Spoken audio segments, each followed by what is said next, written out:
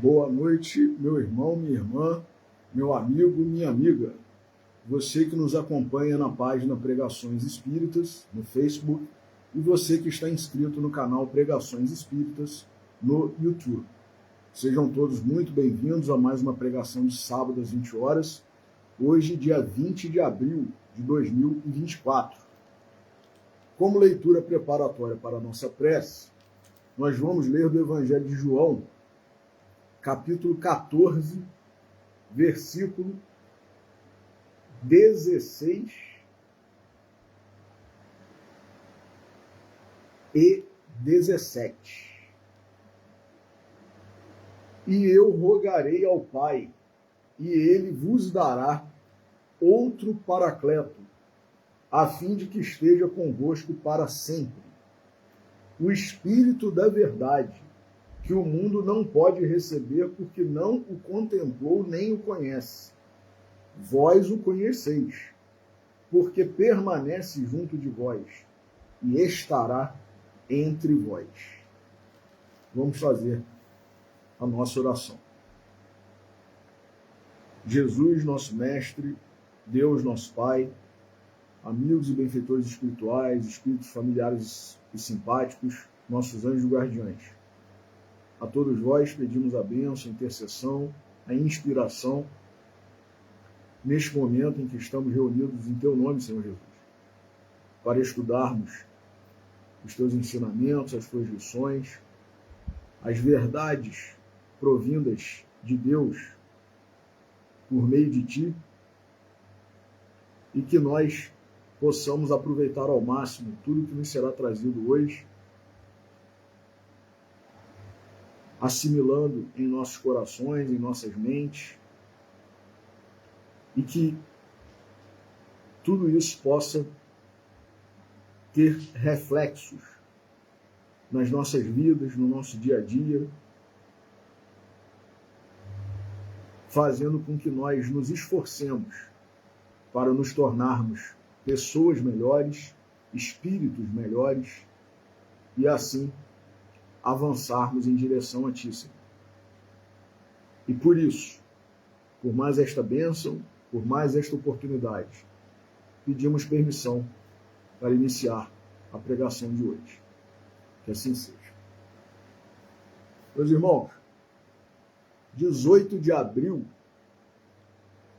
é uma data muito importante para nós espíritas, porque foi em 18 de abril de 1857 que foi lançado, foi publicado o primeiro exemplar, a primeira edição de O Livro dos Espíritos.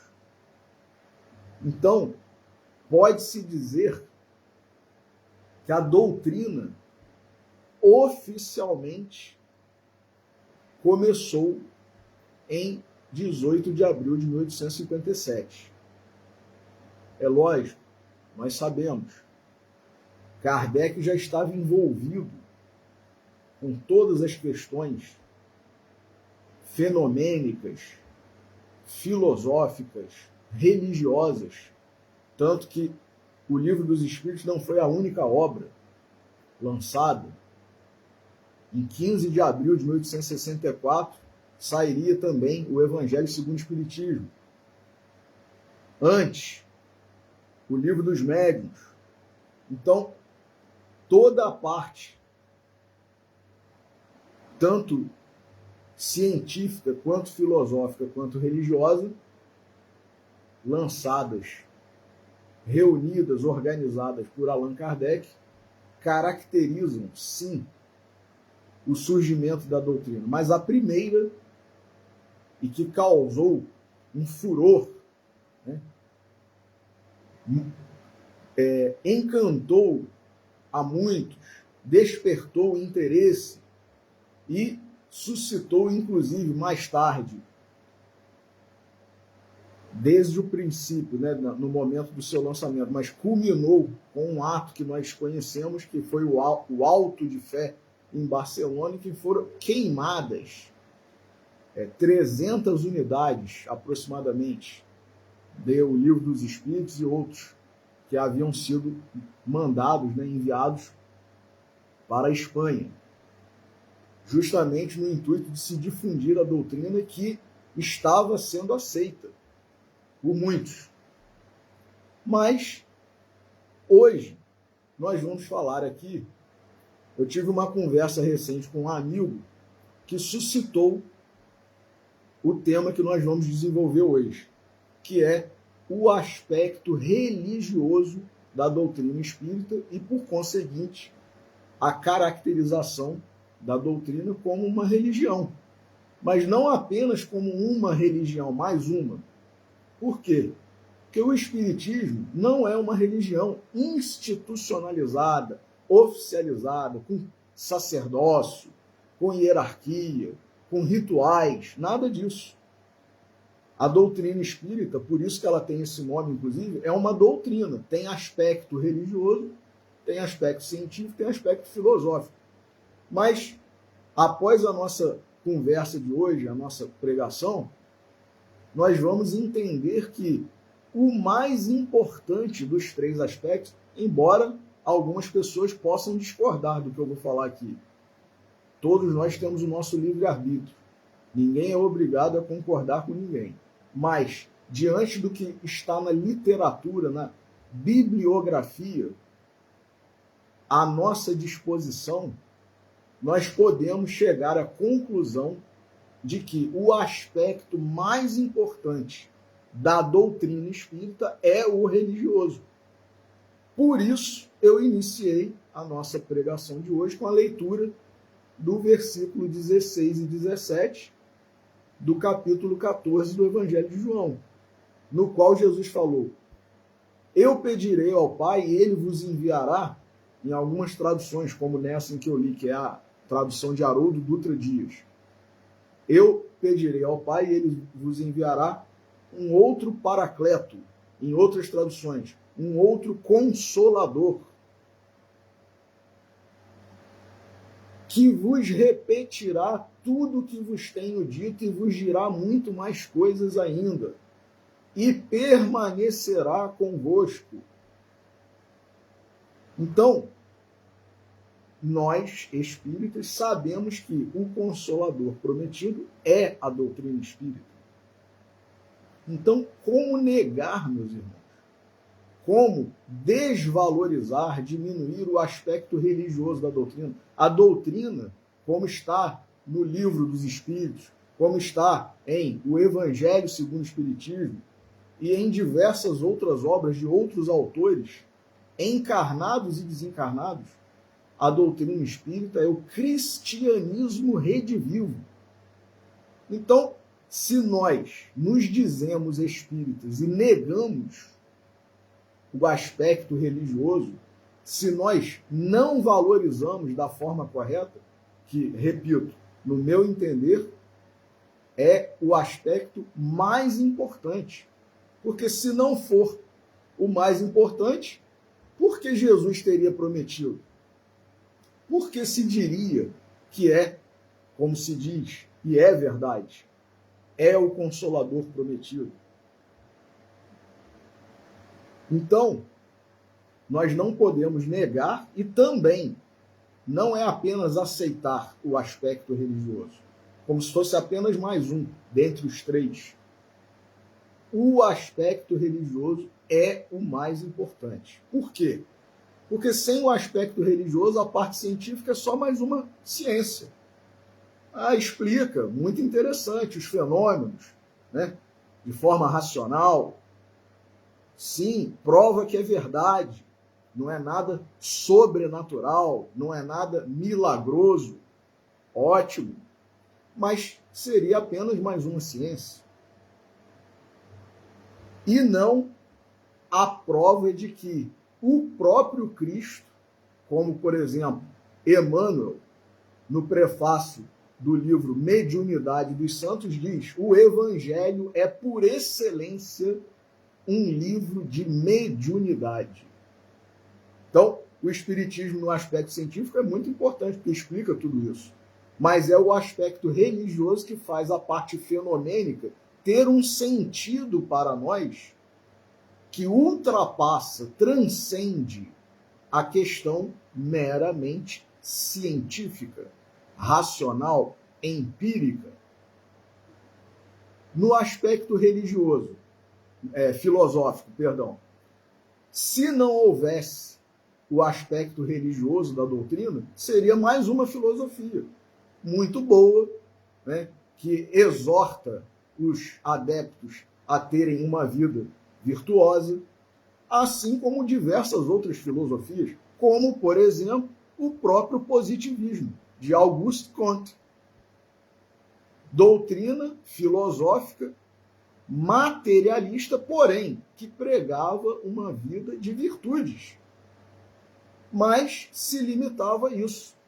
A partir do momento que questões transcendentais, sobrevivência da alma após a morte, futuro, começavam a pulular entre os adeptos dessa filosofia, o que se dizia? Isso é incognoscível, ou seja, não é possível de ser conhecido. Por quê? Porque muitas vezes a ciência, a filosofia não explicam ou não explicaram ainda as questões transcendentais que a parte religiosa explica. Então, sem o aspecto religioso, a filosofia espírita seria apenas mais uma filosofia. Agora, a religião, o aspecto religioso, a promoção que a doutrina faz da religação do ser, do indivíduo, do espírito ao Criador, a Deus, faz com que a filosofia espírita não seja só mais uma filosofia, mas seja uma filosofia que, sim, torna a religião, né, o cristianismo, a fé raciocinada. Nós passamos a entender por que, inclusive, Jesus veio ao mundo.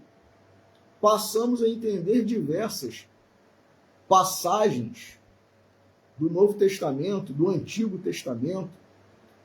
Passamos a entender diversas parábolas que estavam até então, de certa forma, obscuras para a nossa mentalidade tacanha, que não conseguimos alcançar a grandeza do nosso Senhor Jesus Cristo. Então, o aspecto religioso da doutrina espírita permite que a filosofia espírita, a ciência espírita, galguem, né, subam a um nível que está muito acima das demais filosofias e das demais ciências. Porque permite que nós entendamos, que nós compreendamos, que nós aceitemos questões que antes paravam, iam até o ponto em que, isso é mistério. Ou, isso é incognoscível, não pode ser conhecido, não tem como ser conhecido. Tem sim. Tem sim.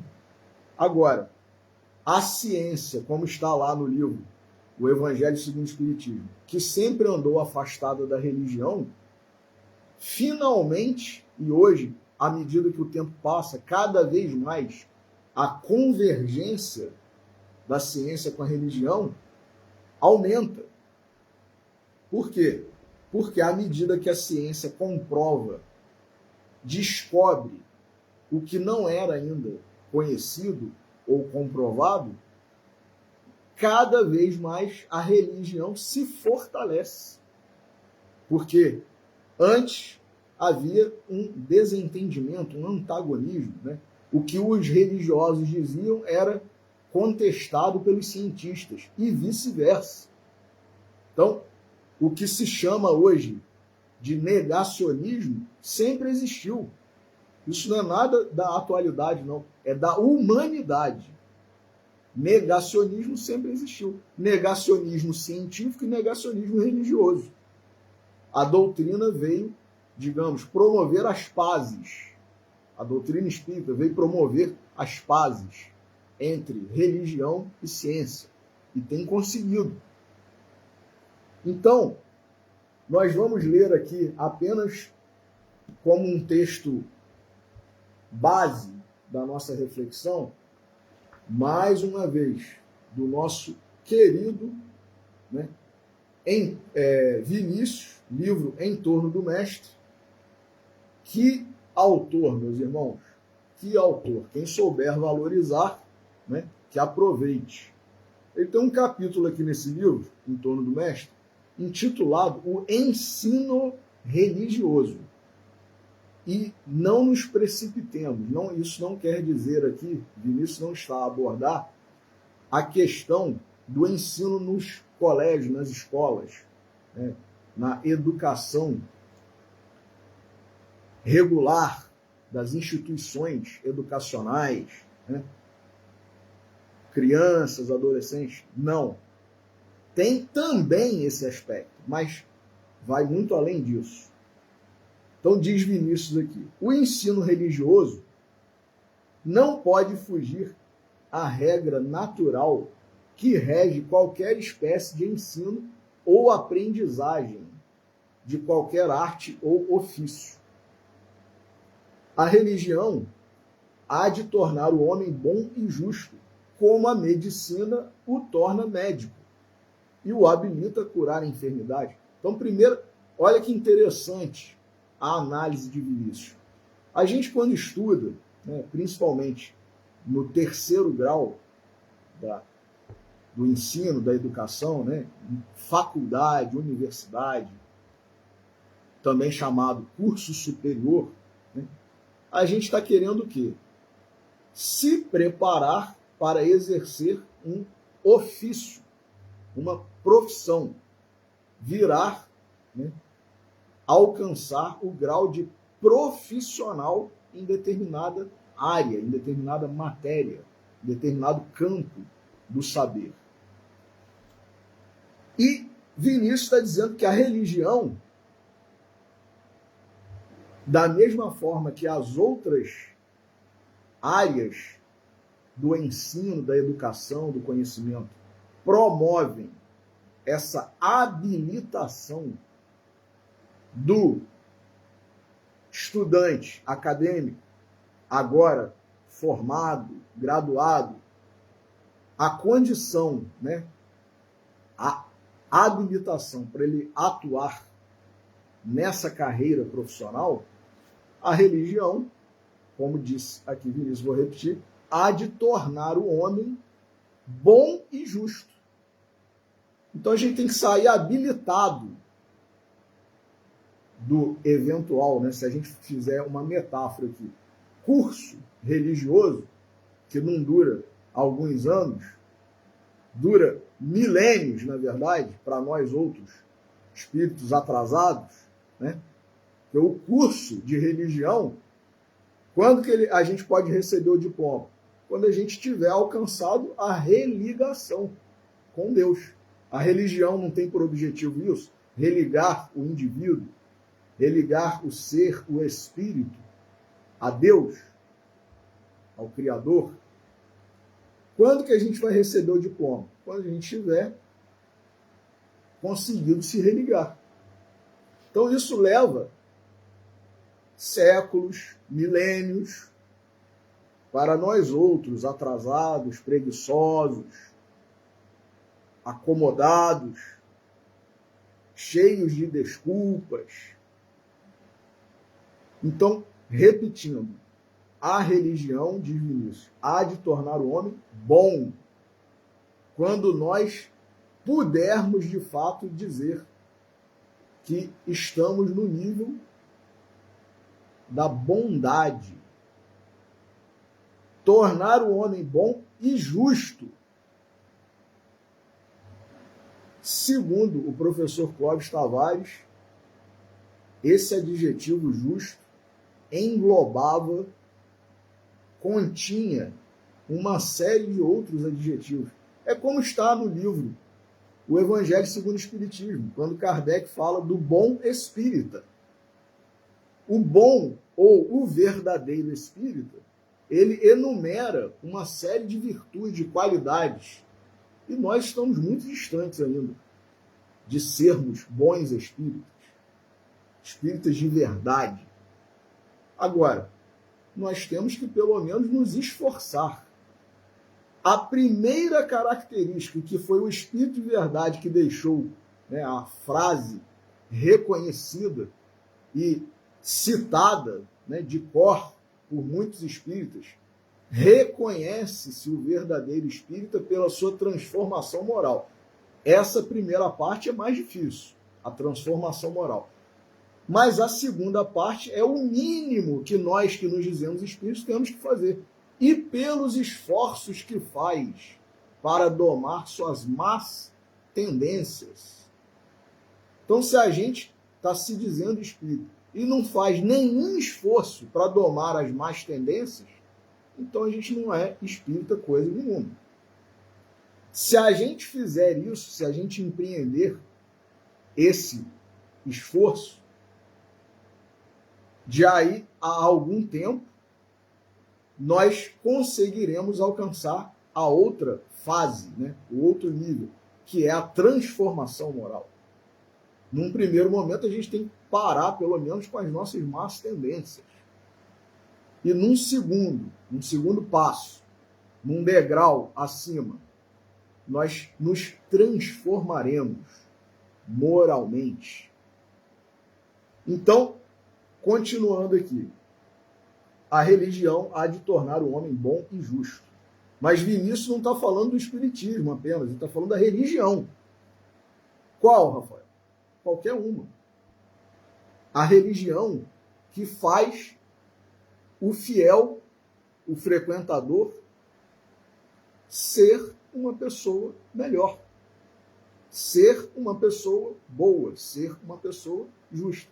E como é que isso faz? Né? Como é que isso acontece? Ah, eu vou entrar para uma religião e eu vou ser bom e justo? Não, não é a religião que vai promover essa mudança, sou eu que vou promover, com base no que a religião me ensina. Então, qualquer religião é ótima, desde que ela consiga fazer com que eu promova essa mudança, com que eu promova esse esforço para domar as minhas más tendências.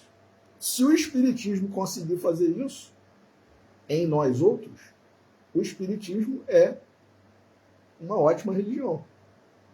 Se o catolicismo conseguir fazer isso em alguém, ele é uma ótima religião. Se o protestantismo conseguir fazer isso em algum fiel, o protestantismo é uma ótima religião.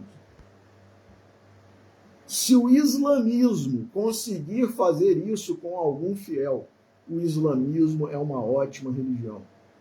Se o hinduísmo, se o budismo, se o cristianismo ortodoxo, qualquer aspecto religioso, qualquer segmento religioso que consiga promover a nossa melhora, a nossa transformação moral, o vencimento, né, das nossas más tendências, o expurgo das nossas más tendências. Gandhi, que era hindu, Mahatma Gandhi, indiano, e um líder, né, foi considerado um Mahatma. O nome dele era Mohandas Gandhi. Mahatma é um termo que significa algo como, trazendo para a nossa área cristã, né, como se fosse santo. É um líder de um grau muito avançado, diferente dos demais, comuns. Então, ele que foi considerado, inclusive o primeiro homem, né, primeiro indivíduo, primeiro ser, a primeira pessoa que chamou Gandhi de Mahatma foi Tagore. Por incrível que pareça, que é outro gigante também, né? Então, Gandhi diz, sendo hindu, que se todos os livros da humanidade se perdessem e só o Sermão do Monte de Jesus Cristo fosse salvo, tudo estaria salvo. Então, vejamos que valorização de um sujeito que não era cristão. Continuando a análise de Vinícius. A religião há de tornar o homem bom e justo, como a medicina o torna médico e o habilita a curar enfermidades, como a engenharia o torna engenheiro e, portanto, capaz de construir um aterro, uma ponte ou um edifício, como a pintura ou a escultura o torna artista, capaz de manejar o pincel ou o buril, modelando o mármore ou colorindo a tela.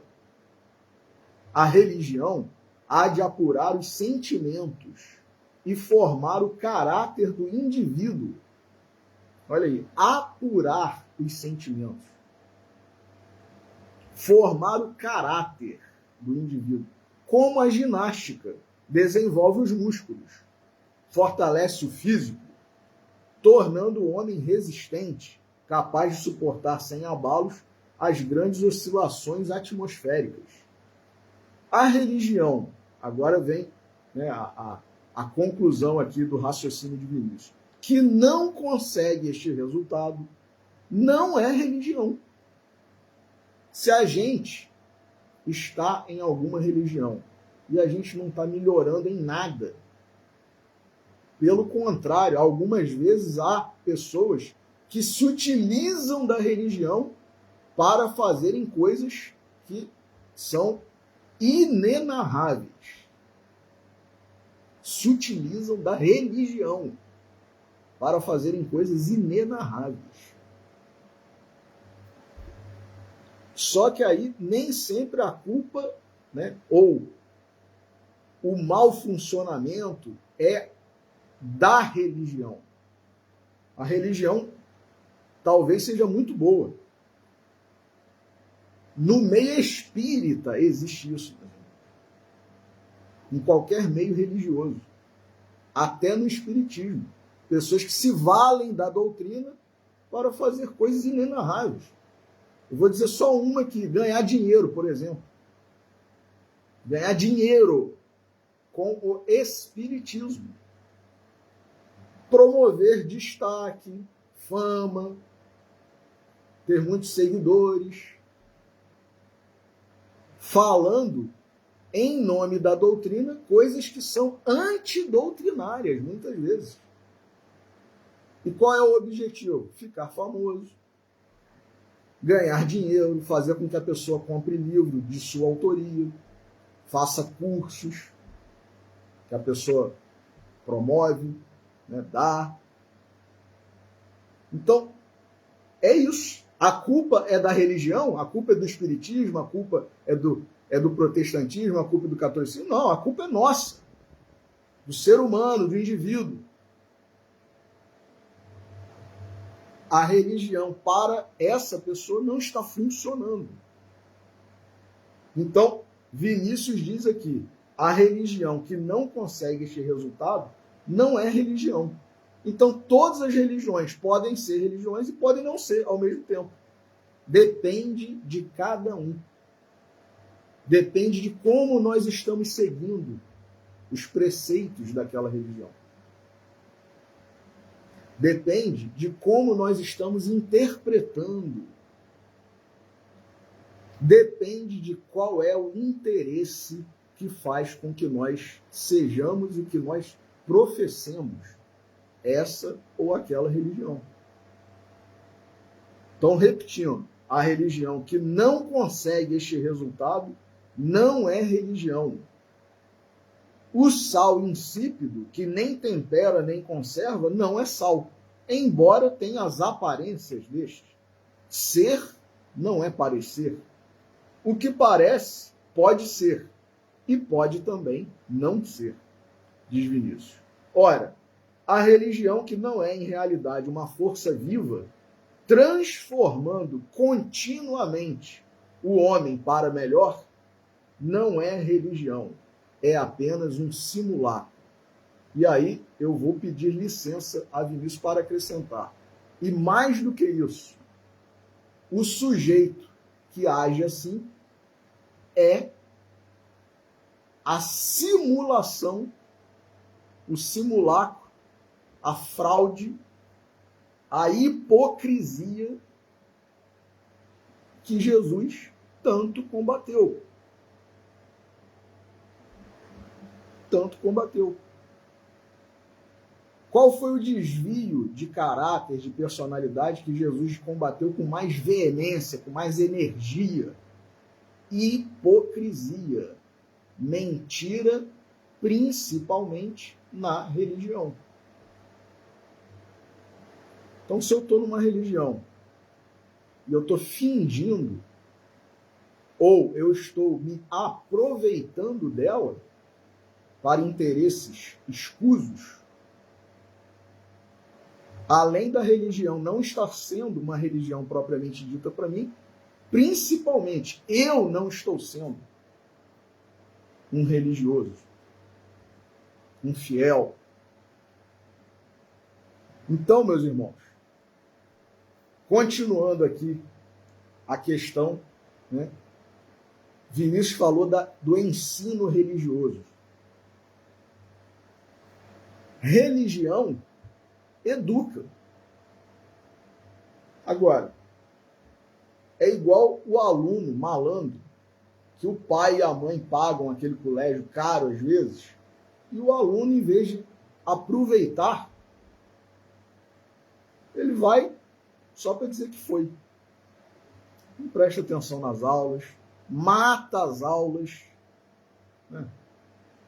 Hoje é mais difícil, mas antigamente pulava-se muro do colégio, da escola. O pai e a mãe deixavam o filho, a filha, no portão da escola. O jovem, a criança, o adolescente entravam. Agora, que eu já sei que papai e mamãe não estão aqui, eu vou sair. Pulava o muro da escola. Ou então, né, dava um bypass no porteiro, na pessoa ali que está no... E, eu vou ali comprar um lanche, um refrigerante, um salgado.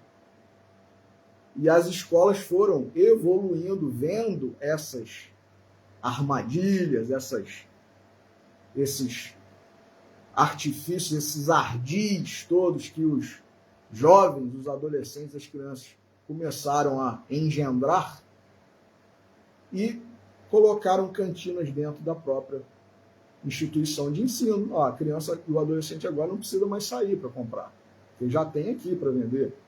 Né? E outras medidas mais, né?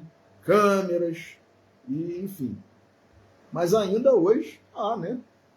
O aluno que vai, pede para ir ao banheiro e fica lá o horário da aula inteiro. Então, quer dizer, em vez de estar aproveitando, né, fica no celular, mexendo no celular durante a aula, ou vai para o banheiro e leva o celular. Então, hoje, os profissionais, né, os envolvidos com educação, professores, pedagogos, inspetores de disciplina, hoje em dia falar essa palavra inspetor de disciplina causa até arrepio em algumas pessoas, né? Nossa, que isso? Você é de qual século, Rafael? Né? Inspetor de disciplina? Que isso? Isso é de antigamente, não cabe mais hoje. Bom, algumas pessoas envolvidas na educação hoje estão percebendo que não é conveniente deixar o aluno com o seu celular durante a aula. Né? Alguns colégios, algumas instituições já estão criando, né, armários, depósitos, para que o aluno, ao chegar, vá para a sala somente com o caderno, a apostila, lápis, borracha e caneta e nada mais. Porque as formas, a criatividade da criançada, dos adolescentes, para aplicarem, né, e não aproveitarem o que está sendo ensinado pelo professor na aula por causa de distrações, principalmente celular, né, é assim, incontável. Né? Então,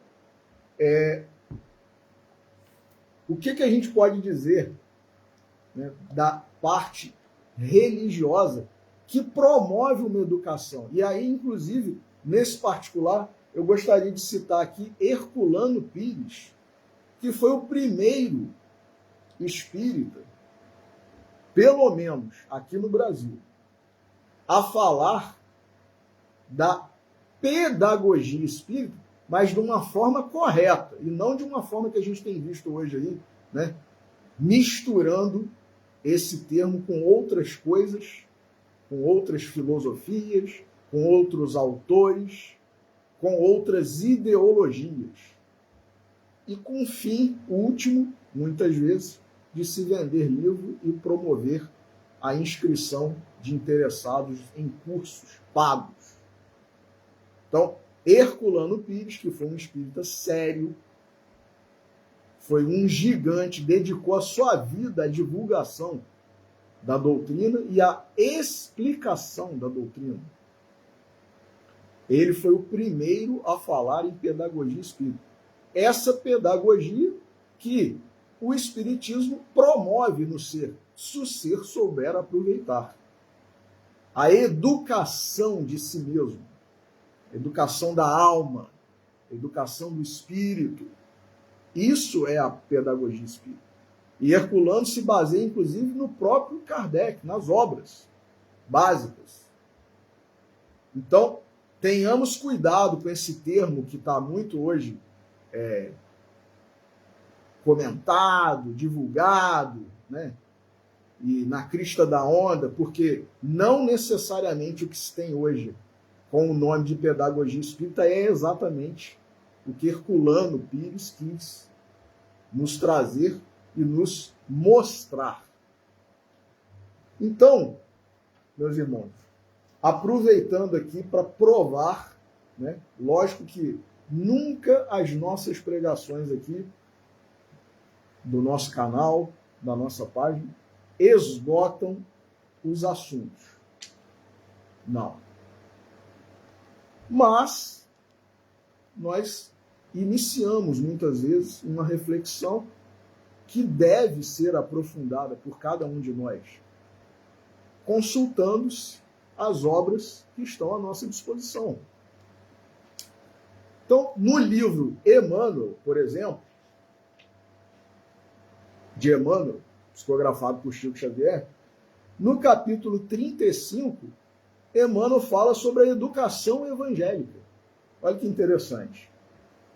E ele diz, por exemplo, todas as reformas sociais necessárias em vossos tempos de indecisão espiritual têm de processar-se sobre a base do evangelho. Olha aí, o caminho para resolver os problemas da sociedade, os problemas sociais, é o evangelho de Jesus. Quem está dizendo isso, Rafael? Emmanuel. Como podereis objetar-nos? Pela educação. O plano pedagógico que implica esse grandioso problema tem de partir ainda do simples para o complexo. Ele abrange atividades multiformes e imensas, mas não é impossível. Primeiramente, o trabalho da vulgarização deverá intensificar-se, lançando, através da palavra falada ou escrita do ensinamento, as diminutas raízes do futuro. Jesus, meus irmãos, Evangelho. Mais à frente, Emmanuel diz o seguinte: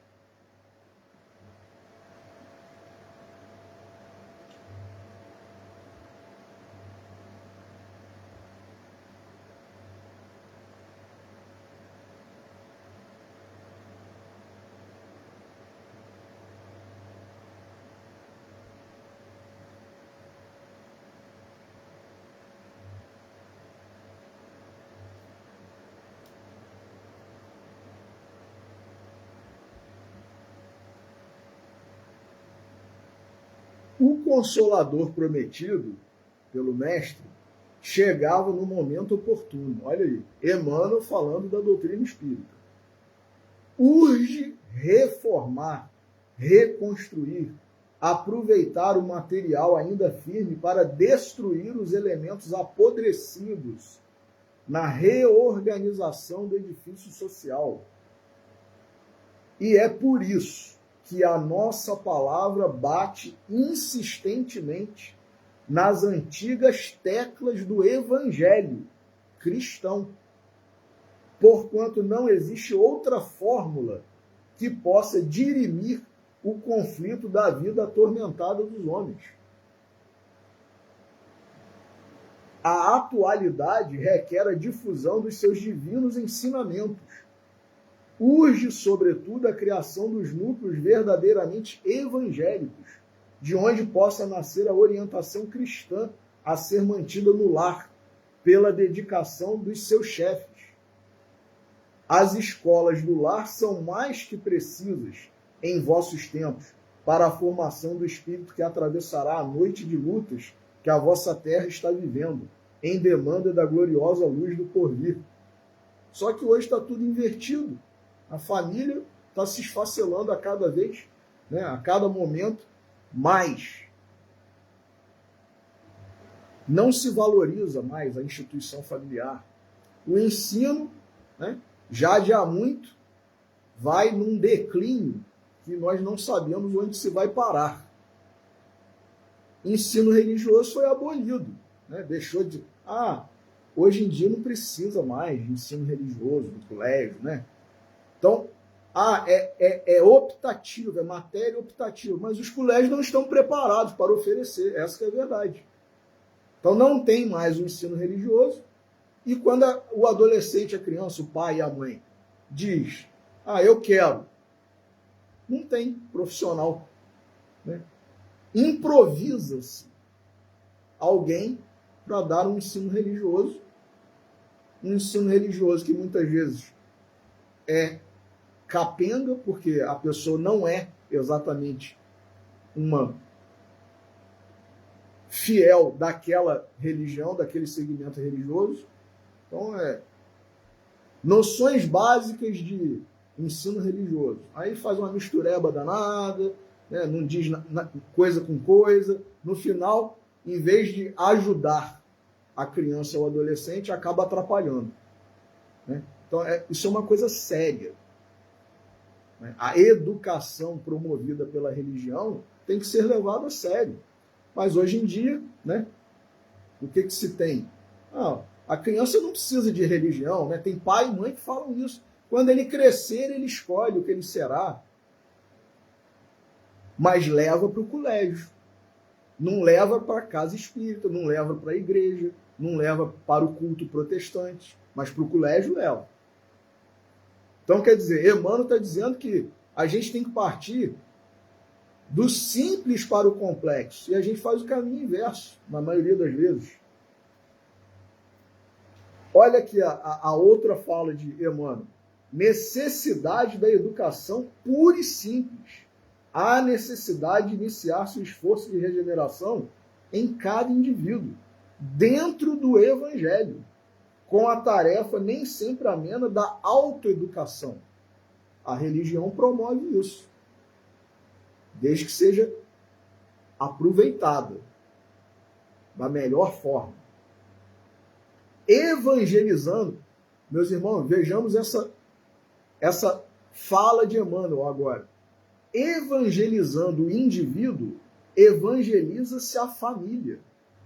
Regenerada esta, a sociedade estará a caminho de sua purificação, reabilitando-se simultaneamente a vida do mundo.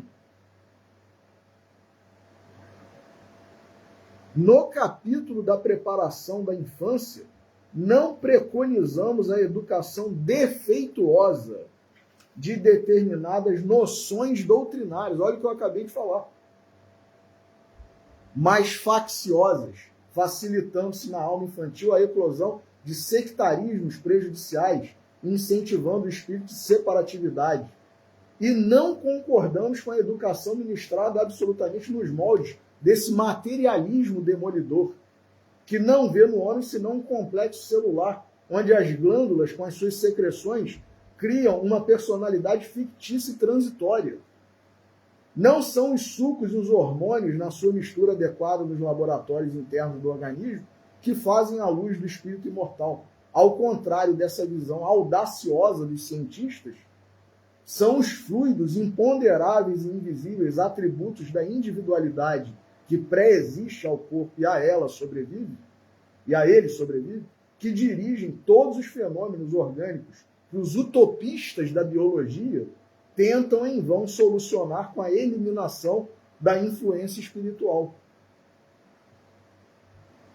Todas as câmaras misteriosas desse admirável aparelho, que é o mecanismo orgânico do homem, estão repletas de uma luz invisível para os olhos mortais.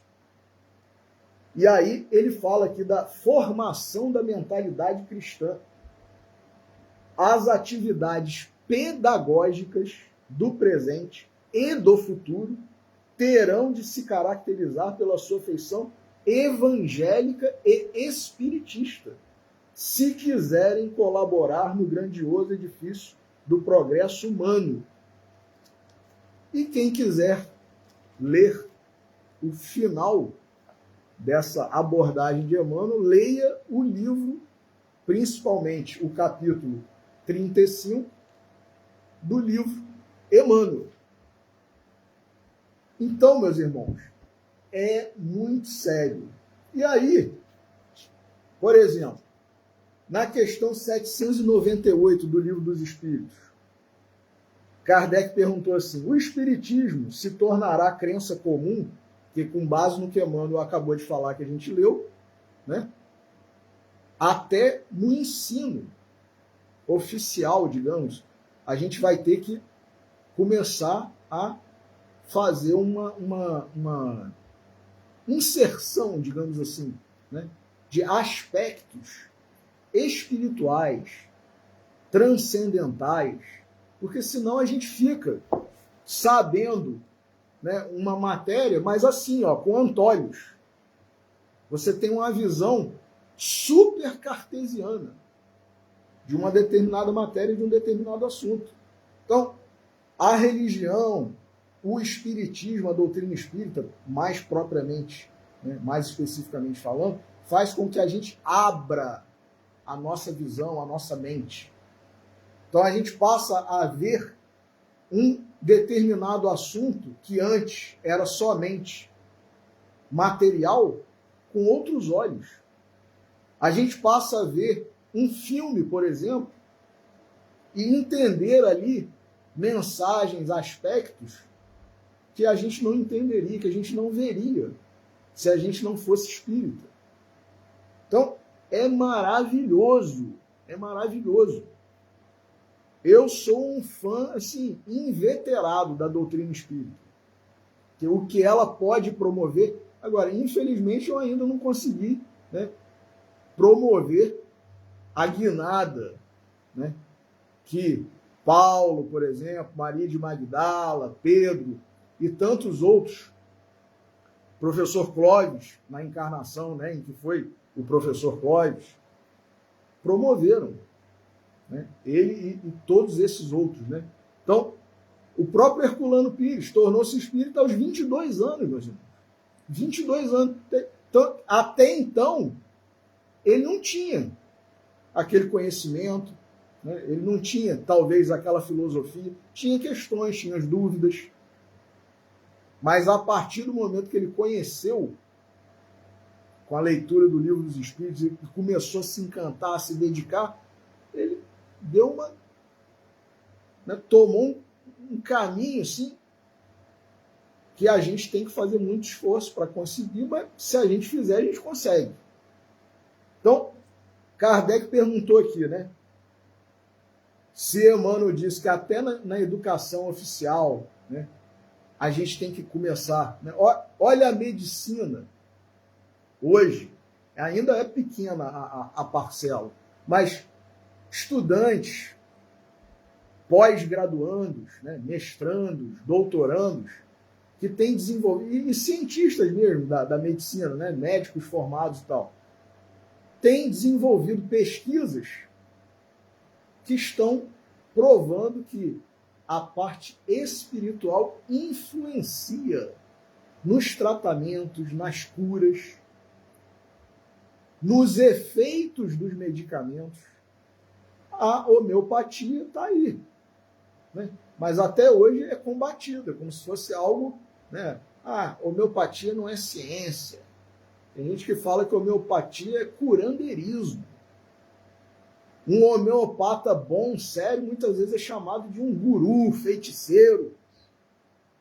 Nada disso, né? É uma medicina, uma parte da medicina que nós sabemos, nós espíritos, inclusive o espiritismo aqui no Brasil começou com a homeopatia. Leiam o livro Brasil, Coração do Mundo, Pátria do Evangelho. Então, tem a ver, né, tem atuação no perispírito. Quem quiser se aprofundar aí depois, né, consulte as obras que estão disponíveis. Mas, considerando tudo isso, vejamos a pergunta que Kardec fez na questão 798 do Livro dos Espíritos. O Espiritismo se tornará crença comum ou ficará sendo partilhado como crença apenas por algumas pessoas? Vejamos o que os espíritos superiores responderam. Certamente que se tornará crença geral e marcará nova era na história da humanidade, porque está na natureza e chegou o tempo em que ocupará lugar entre os conhecimentos humanos. Terá, no entanto, que sustentar grandes lutas, mais contra o interesse do que contra a convicção, porquanto não há como dissimular a existência de pessoas interessadas em combatê-lo, umas por amor próprio, outras por causas inteiramente materiais. Porém, como virão a ficar insulados, seus contraditores se sentirão forçados a pensar como os demais, sob pena de se tornarem ridículos. Então, vai chegar um momento em que o que a doutrina espírita professa, ensina, esclarece, prova, vai ser crença geral, universal. Jesus já tinha falado isso, meus irmãos. No final, haverá um só pastor e um só rebanho. Um só pastor e um só rebanho. Leon Denis, no livro No Invisível, no capítulo 12, ele fala assim: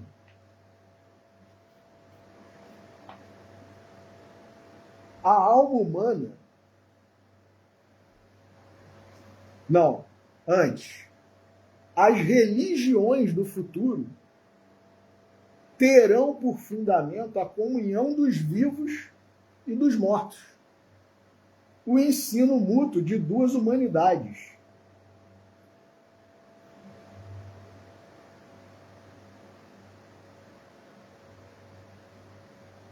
Apesar das dificuldades que ainda apresenta a comunicação com o invisível, que é provável se aplanem com o tempo e a experiência, pode-se desde já verificar que há uma base muito mais ampla que todas sobre que se apoia a ideia religiosa. Olha aí, a importância da questão religiosa, do aspecto religioso. Será um dos mais assinalados méritos do Espiritismo, tê-la proporcionado ao mundo, por esse modo preparando, facilitando a unidade moral e religiosa. A solidariedade que vincula os vivos da terra aos do céu se estenderá pouco a pouco a todos os habitantes do nosso globo, e todos comungarão um dia em um mesmo ideal realizado.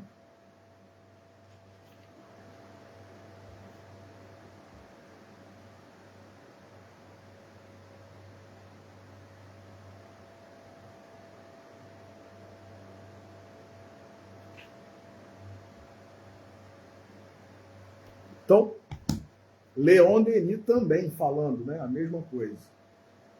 E nesse livro aqui, meus irmãos, muito interessante, Religião, de ninguém mais, ninguém menos que Carlos Embaçaí, prefaciado por ninguém mais, ninguém menos que Guilom Ribeiro. Esse livro é um tesouro. Quem quiser se aprofundar um pouco, estudar essa questão toda religiosa, né, o aspecto religioso da doutrina, adquira esse livro. Esse livro é fantástico. E aí, Guilom Ribeiro, no prefácio desse livro, ele diz assim, num determinado trecho: se legítimo é, no Espiritismo, o caráter científico, dado que suas teorias se arrimam em vasta fenomenologia, cuja realidade e sentido se comprovam pela observação e pela experimentação científicas, essencial, fundamental e mais proeminente é o seu caráter religioso, porquanto, confirmando, desenvolvendo e clareando os ensinos do cristianismo, mediante aquela fenomenologia e as revelações decorrentes dela, entre os seus objetivos capitais, se encontra, resumindo-os, o de restituir ao termo religião o significado exato, o da dupla ligação que o amor a Deus e ao próximo, síntese da religião, com letra maiúscula, estabelece entre a criatura e o Criador. Suprimir-lhe esse primordial caráter seria tirar-lhe o de Paracleto ou Consolador, prometido por Jesus, e que ele, em tudo e por tudo, atesta ser-lhe inerente, bastando para verificá-lo, se atente na circunstância predita, no que dele disse o mesmo Jesus.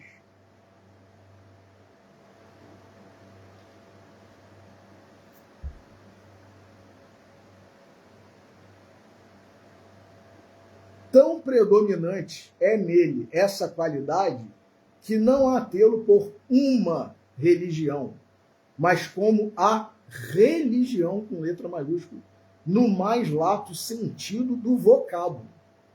Então não é só mais uma religião. É uma religião com letra maiúscula. Por quê? Porque se a gente souber aproveitar, promove a nossa religação com Deus.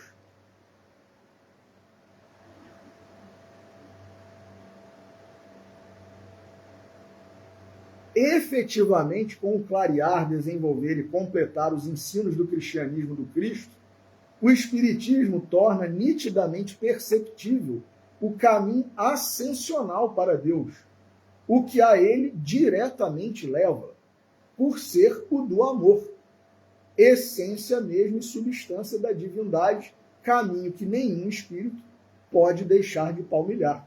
Porquanto, o integrar-se na divindade pela perfeição moral absoluta é o destino que ela a todos assinou. Ela, a divindade, né, Deus.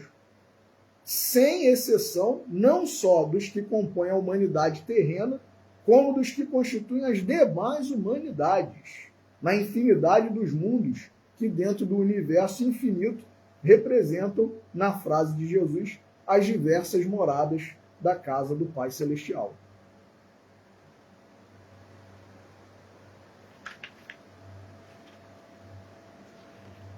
Então, meus irmãos, tá aí, né? Só uma palhinha de que espiritismo é sim religião. O aspecto mais importante da doutrina é o aspecto religioso, porque senão a gente está negando, como disse Guilom Ribeiro, o caráter de Paracleto, Consolador, prometido por Jesus.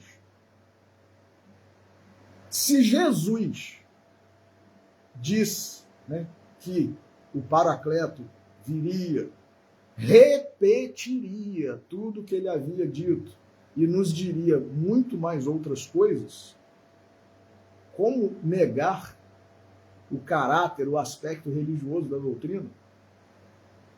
Então, só para a gente começar o assunto, né, quem quiser aproveitar, né, tem essas obras todas aí. Leon Denis, o próprio Kardec, Carlos Embaçaí, Guilom Ribeiro, Emmanuel, Herculano Pires, com a pureza e a essência do que é de verdade pedagogia espírita, e não isso que a gente tem visto propagado aí hoje, né? Está aí. Como dizia a ministra veneranda, quem quer aproveitar, né? Então, que Deus nos abençoe, que Jesus nos abençoe, permitindo que nós encerremos a nossa pregação de hoje. E eu agradeço a você que nos acompanhou e nos acompanha, e que nós tenhamos um final de sábado, um domingo, uma semana aí de realizações e esforço para domar as nossas más tendências e, com isso, nos transformarmos moralmente. Muito obrigado e uma boa noite.